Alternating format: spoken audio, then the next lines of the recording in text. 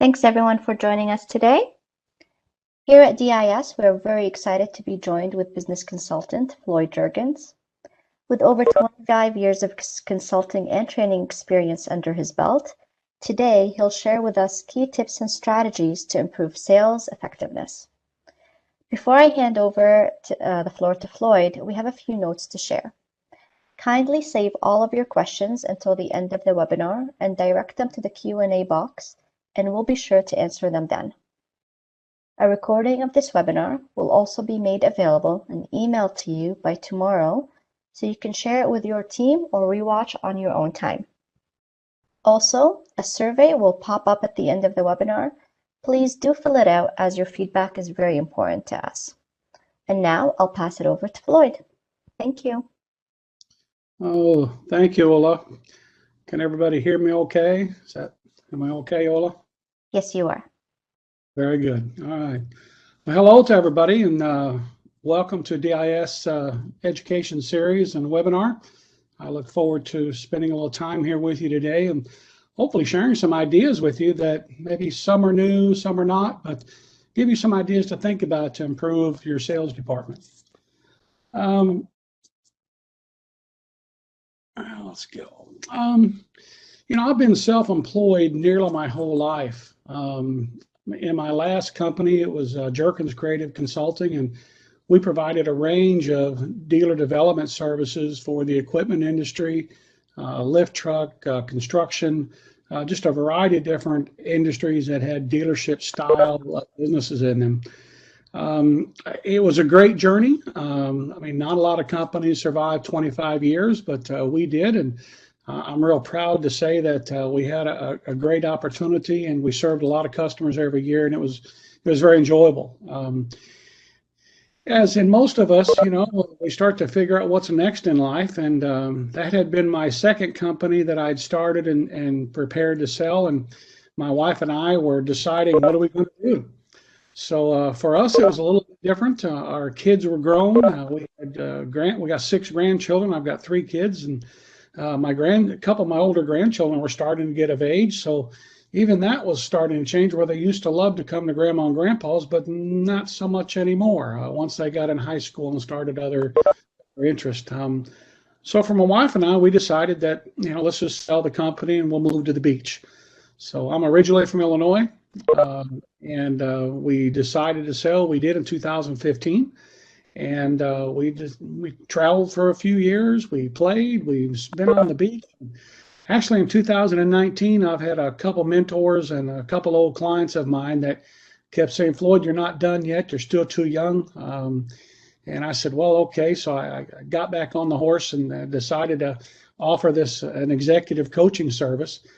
And today I don't have any employees, which I've enjoyed that part of it, but I'm providing executive coaching services to individuals and teams, and it's really more centered around helping them make decisions and help them grow. It just depends on where they're at as far as how can I help them. So it's really been a great journey, and I've enjoyed that. So that's enough about me. I think part of that, I just want to make sure you had a frame of reference, because I'm not just speaking from what I'm thinking from practical application and certainly what I know. We want to talk today about measuring a new kind of sales mix and looking at how we make sales and how we measure sales a little differently. We want to look at why measuring is important. And I think from a financial standpoint, many operations are deep into understanding that rationale of why do we measure efforts from a financial side, but sometimes on the sales side it's lacking. So I'm going to really push hard today and challenge you to think about how are you going to handle your sales efforts. I'm going to offer you some tips and some strategies today. I'm really more excited about trying to help you improve the effectiveness and the performance. I've always said that I think if we can get 1 or 2 more % productivity out of our current people, that's much better than thinking we can just fire them and start all over again. The cost of turnover is just tremendous, and sometimes it's management that causes this because we're not really paying attention to the right areas. And part of what I'm going to do today is talk a little bit about implementation, because I think that's part of the key here of success. We can talk about what to do, but there's a lot of it how to do it as well. I'm going to give you some examples, and throughout the discussion, to try to stir your creativity, because there's just not one way to do things. I think there's multiple strategies and multiple ways to do it. So hopefully today I'm going to give you a couple ideas to think about. So, a question that I have for you, is that would you run your business without looking at a financial statement? Some of that comes down to what size of business are you? How long have you been in business? In the equipment industry, we know that we've had a lot of single store, single owner locations, and they manage differently. Usually the owner is very hands-on. Usually they come up through the sales department. So they're very hands-on. They know the sales department well, but they might not really know parts and service that well. But yet we know when we're running a single store, it's generally checkbook management. We're not really worried too much about balance sheet, unless you're a large single store, which there are some of those today.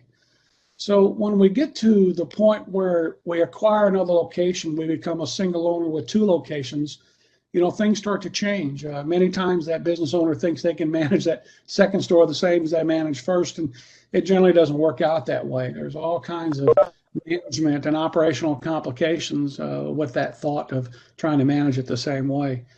Generally when you acquire a second store, it's not very premeditated, but when you get to, an owner group that has 4, 5, 6 locations, those expansion strategies start to become very premeditated.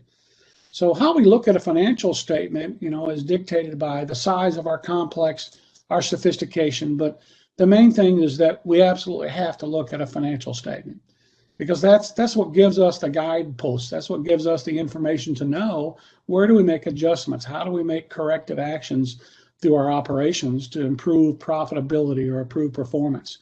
Because to think that you wouldn't look at a financial statement, it really is crazy. It just doesn't make sense, that you wouldn't really look at a financial statement.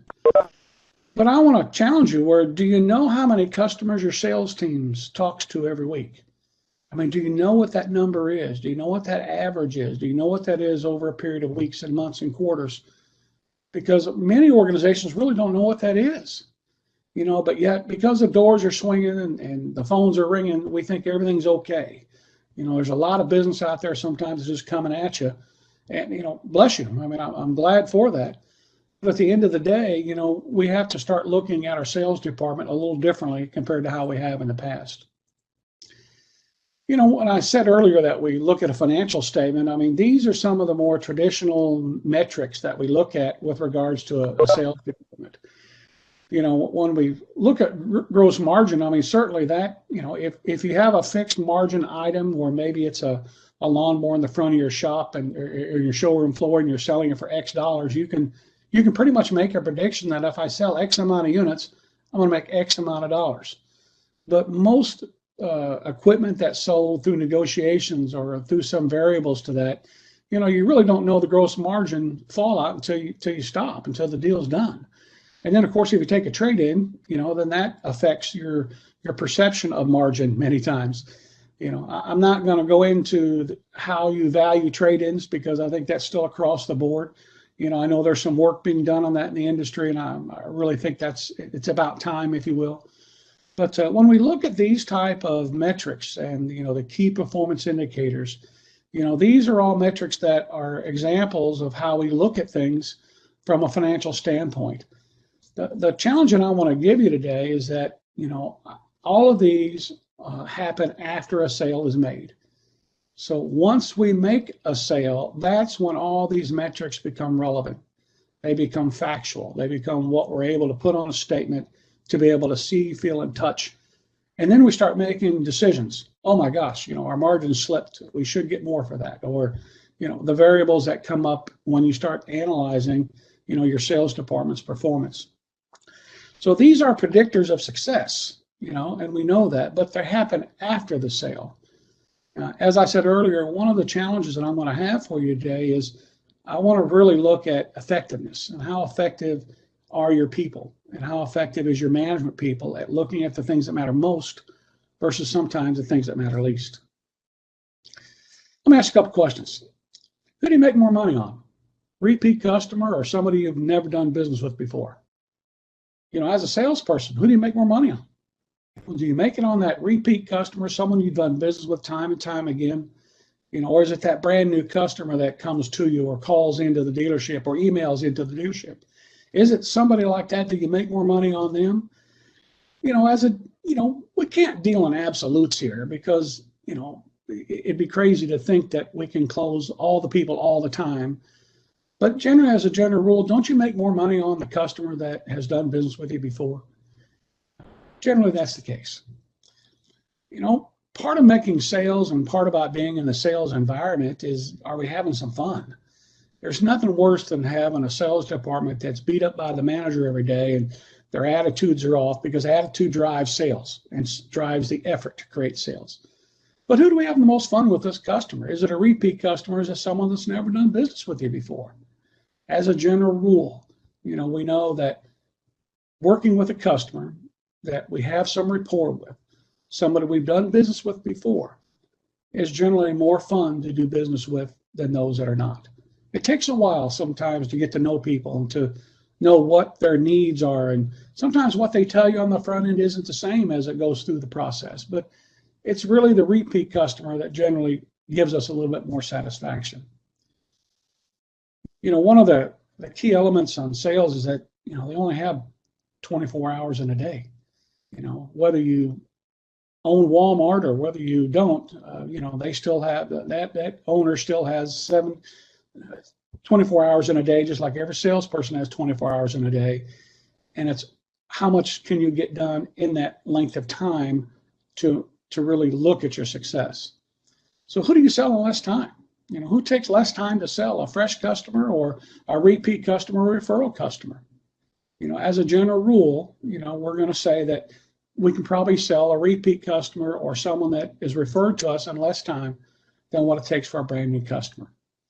Now, I can't see your heads right now, so hopefully all of you are shaking, well, yeah, that kind of makes sense. Now, you don't have to agree with everything I'm saying at that point, but hopefully you agree with parts of that. Developing a sales culture in the business is really very, very important. And it takes a lot of time, it takes a lot of energy to really create this competent team.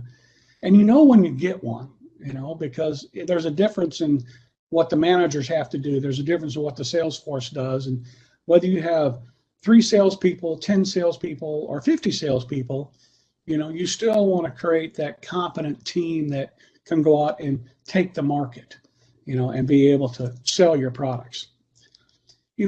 I believe that the effectiveness in sales and marketing, has to be combined today. No longer is marketing a separate function from the sales department. I think those should be married up, and I think those should work hand in hand, because there's a lot of different tools available today that just really weren't available, over the years past. But today, it's really available, and that gives us such a unique opportunity to drive our marketing in coordination with our sales efforts.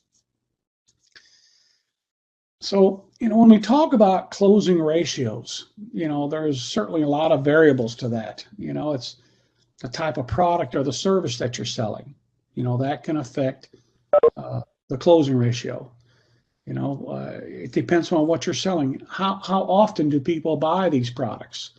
What is the customer's buying cycles? How often do they buy them? When do they buy them? Why do they buy them? All of that affects the customer's buying cycle. Certainly personality type. I know in a lot of the markets that you folks are in, that we still divide it up by geographical areas, and it might be the county line, and this store, you're in the northern territory, you're in the southern territory, and we divide it by some geographical constraints. But I've always challenged that, because your customers don't buy like that. And if a good salesperson has a mixed personality for a certain one, does that mean they still keep that customer? I don't think so. So I think personality type can make a lot of difference in terms of how much our closing ratios are. There's a lot of common points to every sales team, and there's a lot of this. But I think that the challenge is that, it's all about how we look at measuring sales that starts to dictate what we can and can't do. Let's take a look at just a real rough example. Let's say that, you got 6 people a day, 5 days a week. That's 30 contacts. So you've got a salesperson that's talked to 30 people in a week. Is that good? I don't know. Is that bad? No. And that's, at that point for this analysis, let's just say we're 30 people. So how many of those people do they price? Now, I think as a sales team, we have to define, what do you mean? How do I price it? So I'm back at the service counter and I'm visiting with old Joe, and Joe says, hey, Floyd, how much is that X piece worth up there? And I tell him, well, it's worth $15,000. Oh, that's too high. Oh my gosh. Okay, so did I price it? Should I log that as a pricing? I'm out on the showroom floor and, I'm standing by my desk and the customer walks by into the parts counter. They say, hey, Floyd, how much is that? And we get into this discussion. Is that something that, we label as a price? See, I think we put price ahead of the objection all the time. And I think so many times with the customer, price really isn't the objection. It's a weak salesmanship. It's lack of salesmanship. It's a lack of building value in the sale about the whole dealership, the whole business, because we can't just sell it off the front end of the store. We have to sell the whole operation. And that's where you build value. That's frankly where you build margin. So how many do they sell? If we've got 30 contacts in a week, what if, average closing ratio is 20%. So they close 6 out of 30. As a manager, as an owner of a business, do you think that's good? Is it good? I don't think so. And then the other question I got is, really, what do we do next? Is it good enough today? Can we have a salesperson talking to 30 people and sell 6, and we think that that's good today? I don't know if we have this finite group of customers. I don't know if we have this, every day. In the car business, a new customer is born every day. But that's not the same in the equipment space. We can't say that a contractor is born every day. We can't say that a new farmer is born every day. We can't say that across the board. But is a closing ratio of 20% good? Is it good enough? So a question that I ask you is, what happened to the other 24 contacts? So we're excited. We sold 6. We closed it. We've done the paperwork. It's out the door. Everything's done. But at the end of the day, what happened to the other 24 contacts?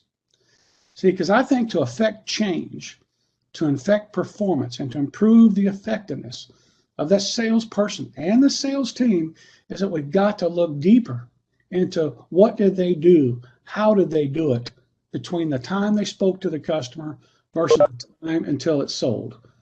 Because again, only to look at the sales cycle, at the end is just like trying to jump in a lake and, you don't know if you got enough water in it. So we want to really make sure that as a management person that we're looking deeper into the behaviors and the activities that the salesperson is doing. We can't just wait for them to say, yes, I sold it. All right, so what about the other ones? How did you handle them? What was your follow-up strategy? When did you follow up? Because all that becomes a very, very important set of tasks to contend with. I think you have to define, what is your system to manage sales activities and relationships? What is that? Do you have a system?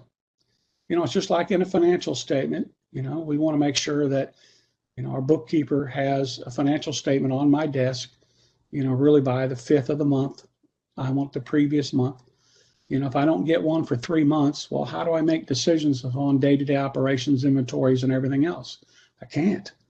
I can wing it, but I can't really make a prescribed decision. Well, in sales, it's the same thing. If we have 20 salespeople, we have 10 salespeople, and they're talking to literally hundreds of customers a year, we can't manage all those activities without knowing what our systems are. And then everybody has to follow the system. Because I think, again, this concept of sales and marketing being separate, I really challenge that, because I think that the department requires marketing to be hand in hand with it. Again, you just have to follow a system. Now, this is what I call the steps to the sale. Now, you can look at this and maybe your terms are different. Maybe you work off of a 4-step process. Maybe you work off of a 9-step process. I don't know, but the main thing is, do you have a system?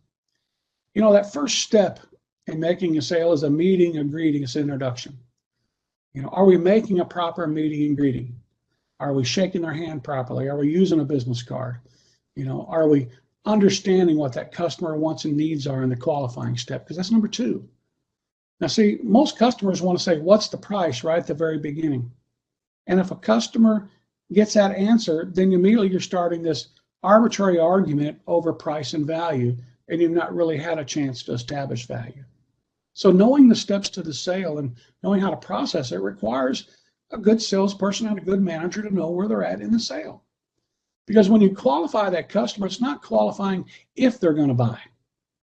So you want to qualify every customer that you talk to, you have to treat as a buyer.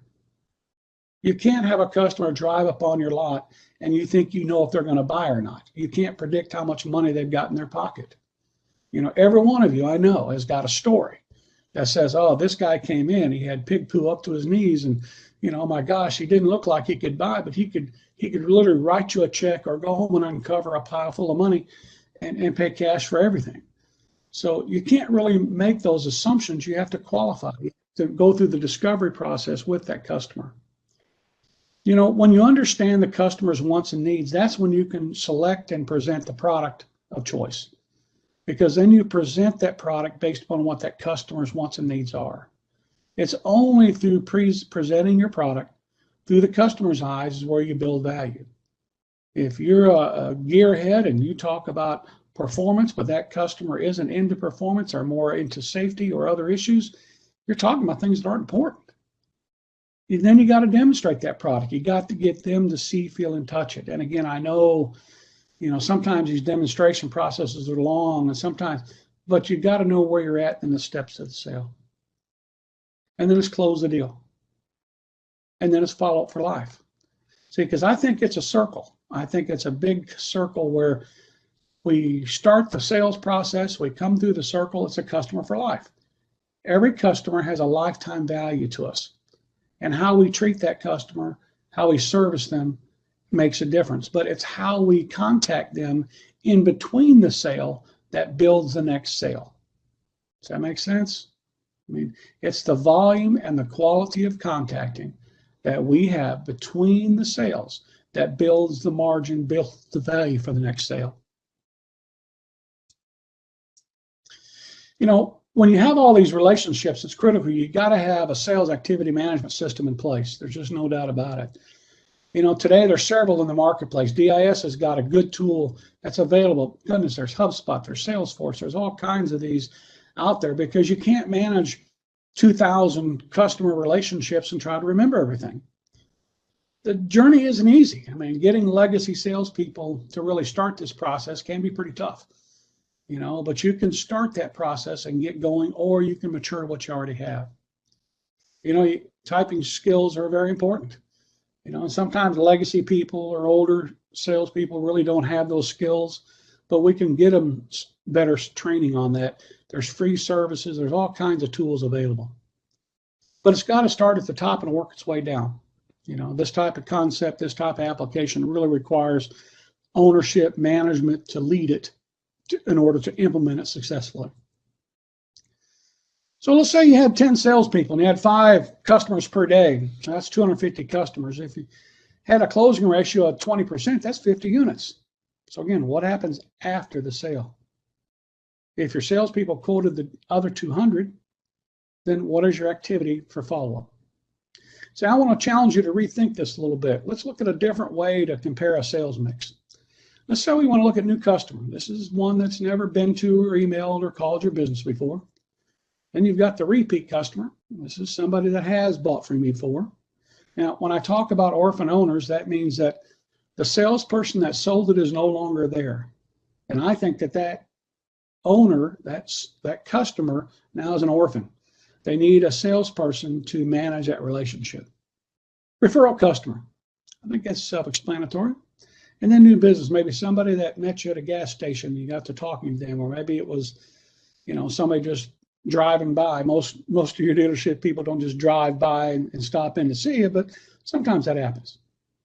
So here, if we look at this sales mix and we say we're going to take our total customers and divide it over these customer categories, we begin to look at our customer segmentation differently than how we may have done it before.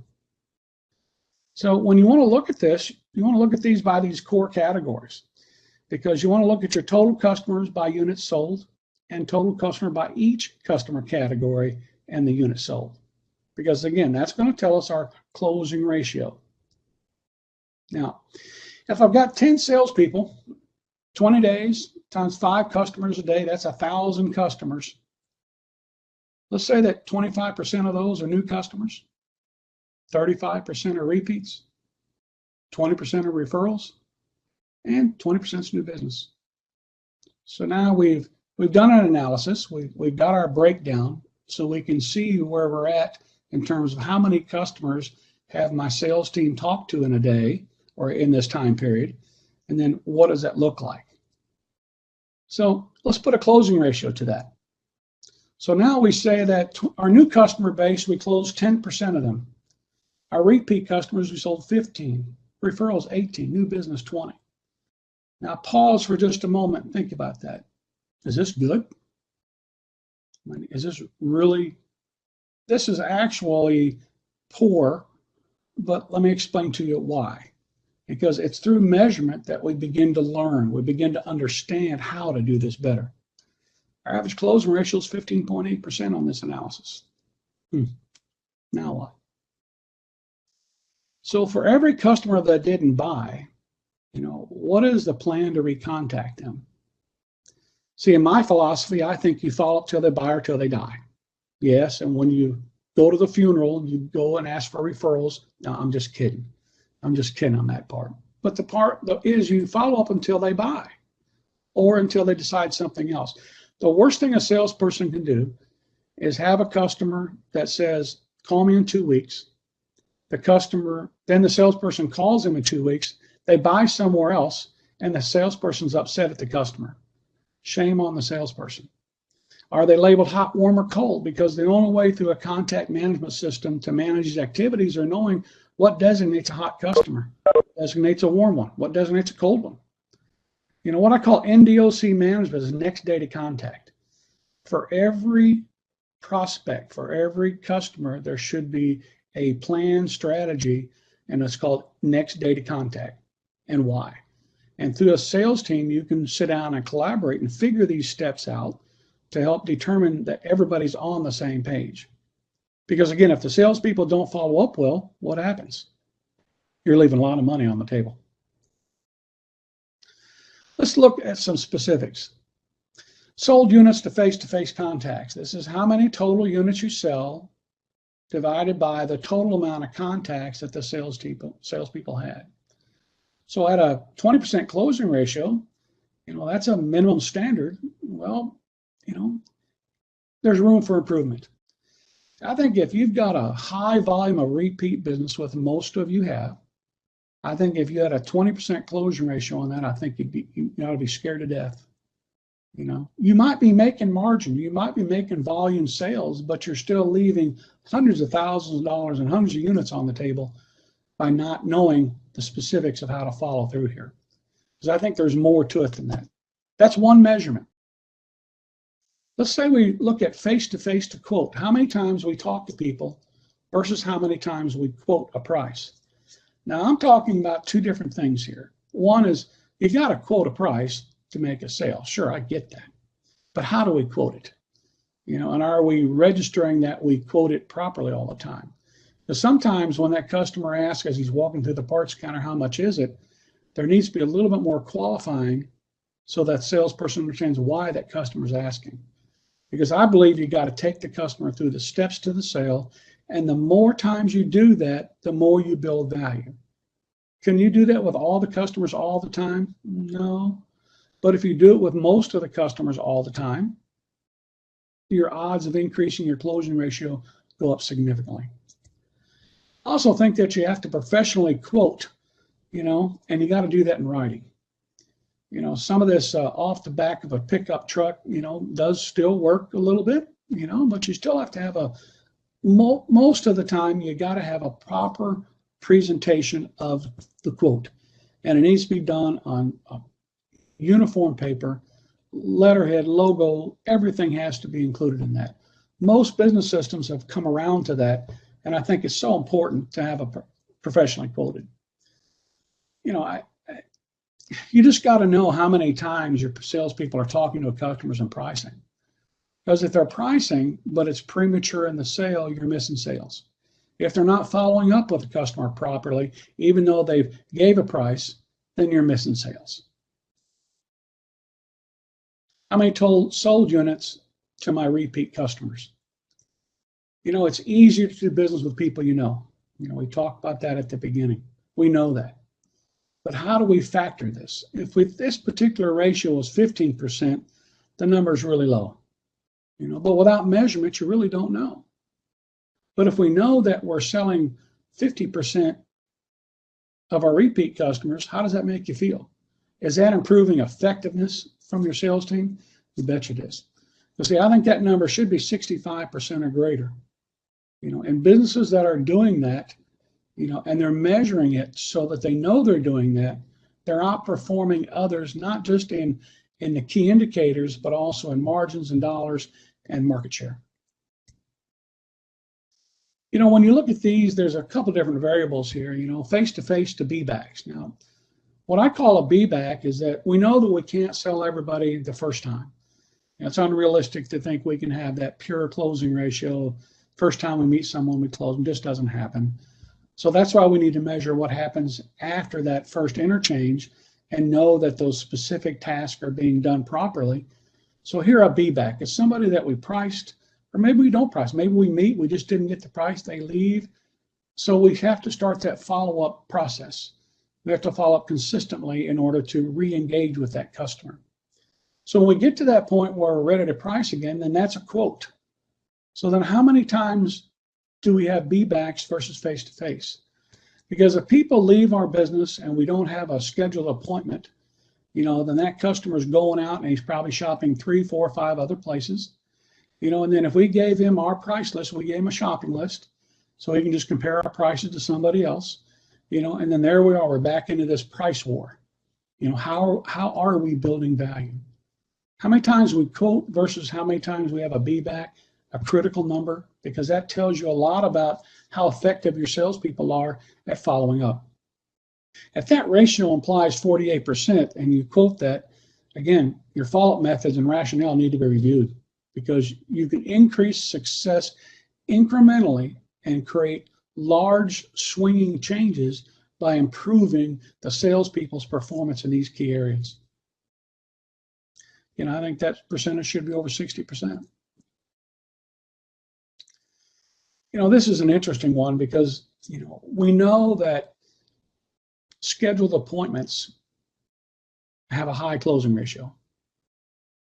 But if we don't know how many appointments my salespeople make, then how do we know how effective they are? You know, they may be good at other areas, but they're not good with asking the customer, quoting it, or maybe they're not good with time management. You know, so those things become very important because we know we can't close all the people all the time, but we know if we talk to someone today, we schedule an appointment 2 days from today, and that appointment is kept.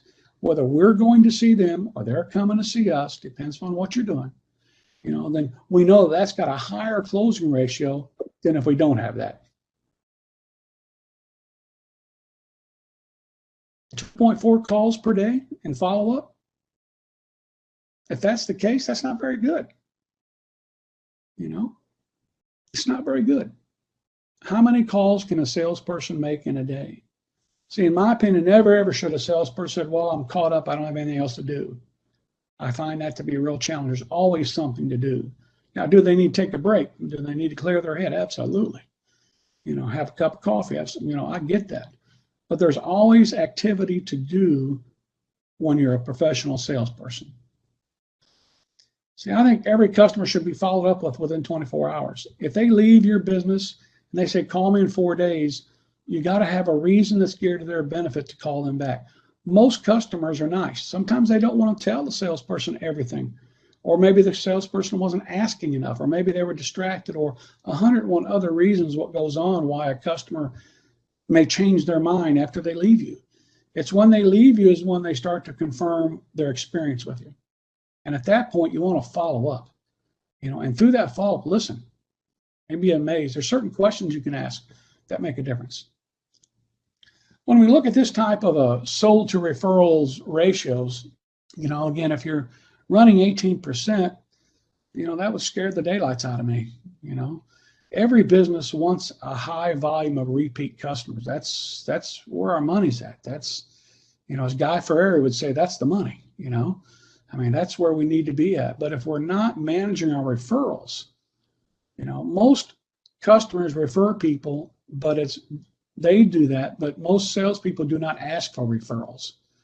And I think the whole process of referral-based selling and servicing, you can teach salespeople how to ask for referrals, and then you can measure that. It's amazing how effective that is. You don't want a customer to refer you and 3 other dealerships. You want them to refer you, but the sooner you get a hold of that customer and are with that customer, the better off you are. See, because I think, again, it should be over 50%. Our referrals are people that already know us.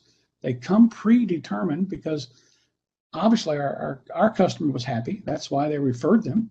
And the referral themselves has some degree of confidence in us because the customer enjoyed it. So interesting. This part right here is just really just talk about, if you had, average gross profit per unit of 500. And I know all this has got variables, folks. I mean, this is just an example trying to give you some ideas to look at. But you just look at your units by average. If the 15 units are $500 a piece of average gross profit, you can improve $7,500 worth of additional profit just by improving the closing ratios. If your average closing ratio is 26% as a whole, and you move that 2%, just 2% is going to bring you lots of dollars to the bottom line. See, these are things to me that we drop to the bottom line, but we didn't have any necessarily cost to do it. It's improving the effectiveness of our sales management teams and our salespeople by focusing on the right things. Because again, I still think, with a little focus in the right areas, make a lot more money. Well, there's a lot of different other variables that you can look at, type and frequency of calls, appointment-based, even looking at your volume of incoming calls, because right now you're getting more digital communications. You're getting more emails coming in, requesting information, more phone calls coming in, and how successful you are with those are strategies. And I know a lot of dealerships have gotten really good at that, but not a lot of them have. So there's opportunity there. And you can't just think that the guy that's calling because he's 400 miles away isn't a lead, because they are. There's hundreds of stories out there of people selling to people across the state that years ago you didn't think you could do that. Today you can. Some management principles. As a sales manager, you need to manage and influence these activities that produce results, but no brain damaging. The days of screaming, hollering, cursing at your group of salespeople, I just think that's so old school. It's about education. It's about counseling. It's about showing them the numbers. It's about making sure they understand where they're at and where they should be. I think when you properly and you consistently, measure these sales activity, it begins to expose the pathway. If you've got 20 salespeople, you might have 5 of them that are good at one thing, 5 of them good at another, but they're not all good at the same thing. So when you measure these type of sales activities, it gives you the resources to actually analyze where they're good, where they're not, and it gives you a much more targeted approach. Relationship selling is about building relationships. And, I can't tell you how many times, maybe some of you on here are some of our old customers, but, our customers would say, oh man, Floyd, you guys remember everything. No, we just had a good CRM system. If your dog's name is Toto, and you've got 3 kids and the youngest just went to school and, fell down and hurt her knee, the next time I talk to you, I'm going to ask, hey, how's Sally doing? Is she still playing with Toto? Oh, I don't remember that per se, but I make good notes, and that gives you the tools and gives you the resources for memory. and it gives you the management processes that you need to be effective. As I've said a couple times, I think sales and marketing go hand in hand. We're in the digital age today where we need to be able to see how many times somebody's hitting our website. We need to collect and market to customers, differently. The days of the ad lady coming through and selling us an ad once a month, those days are really gone. Our digital marketing and our platforms for social media are all critical that we manage that by the day, by the moment, in order to keep fluent with our customers. And what's happening today, and I see a lot of activity where dealership and personnel are on this, and it's not just always the young people. Also, sometimes the senior people are doing a good job. When you collect this data in type of a good CRM system, it allows you to create a variety of different reports and graphs. Sometimes graphs tell a better story than numbers. And you can look at things from a trending process. One of the things we used to do in our key indicator report was we would show trends. And when someone can see what's happening and see how it affected them over a period of 3 or 4 or 5, 6 months, you see where you're going. Then you got to figure out what's the root cause. Well, in sales, it's the same thing. If we can see that we're not trending in the right directions from these sales activities, it gives us the opportunity to make corrective actions. And when you're following some type of a steps to the sales system, then you can start asking the right questions at the right time, because you want to make sure you get the right information put into the system. You don't want garbage. And, again, it's the old concept, garbage in, garbage out. But it will improve the effectiveness. So, I would recommend that if you've not started this journey, as you explore a CRM, do that with your salespeople. If you're already in the middle of a CRM and you're deep involved and you're trying to get buy-in, continue to share the data. Make sure they understand the data. Make sure they understand how improving in this area can improve them. If you don't know what all that is, have somebody else take a look at your data, and get a second or third opinion. I think you can improve how you look at your return on investment for your training dollars. When you have the ability to know where you need to spend it versus just saying, we're going to send everybody to a product training and that's my investment in training. I believe we have more opportunity to improve the competencies of our sales team with interpersonal skills and professional sales training, more so than just product training. Product training is critical, but that's certainly not everything, because they've got to come out of that box. And the interpersonal skills are so important, and learning those self-leadership skills, those time management skills, all those become very, very important for a sales team to have today. Because most of the time it's an interpersonal skill that stops a sale. Something you said, something didn't click just right, or you made an off-color comment or something, just turns that customer off.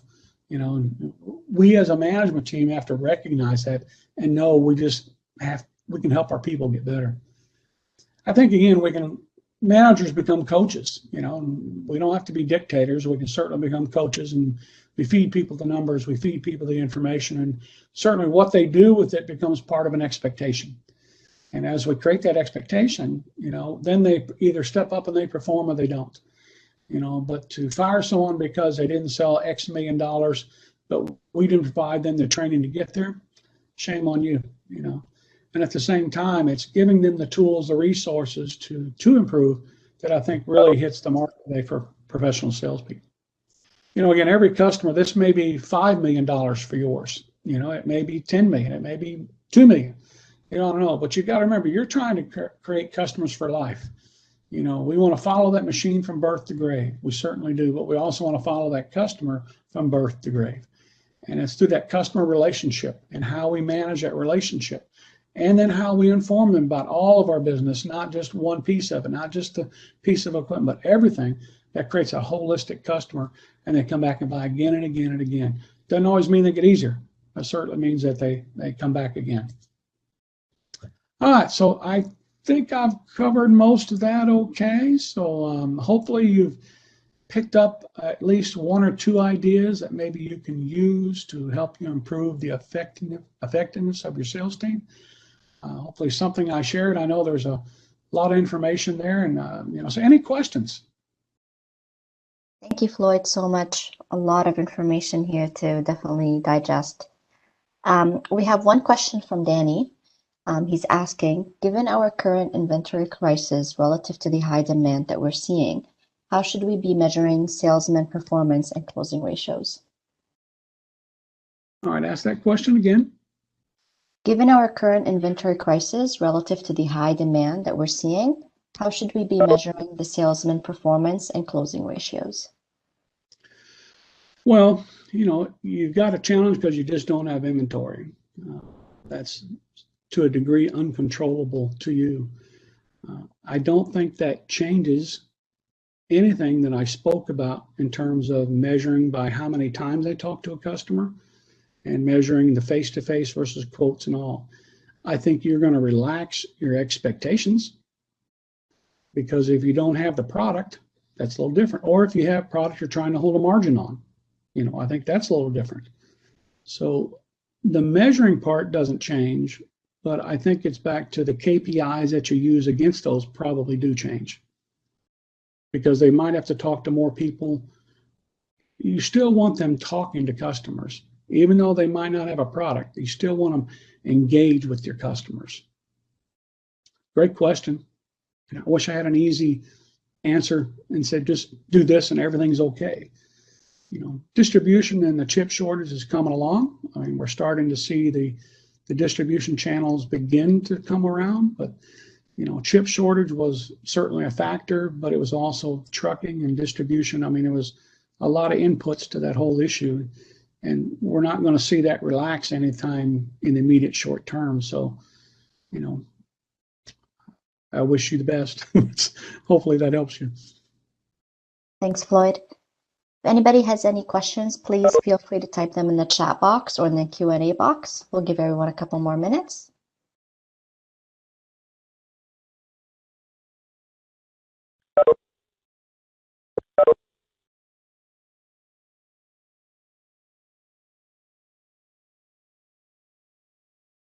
Again, I'd like to thank everybody for stopping for a little bit today to listen to me speak to these points. So I wish you the very best selling day and good luck to you. And someone just asked, can we get access to these slides for future reference? Of course. Yes. We'll send you a recording of the webinar in itself.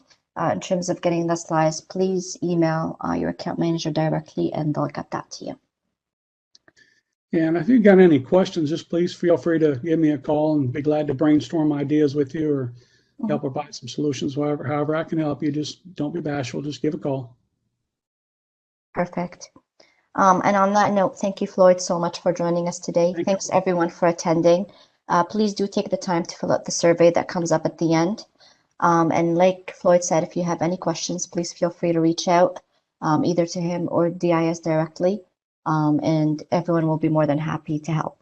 Thanks so much, everyone. Take care. Thank you.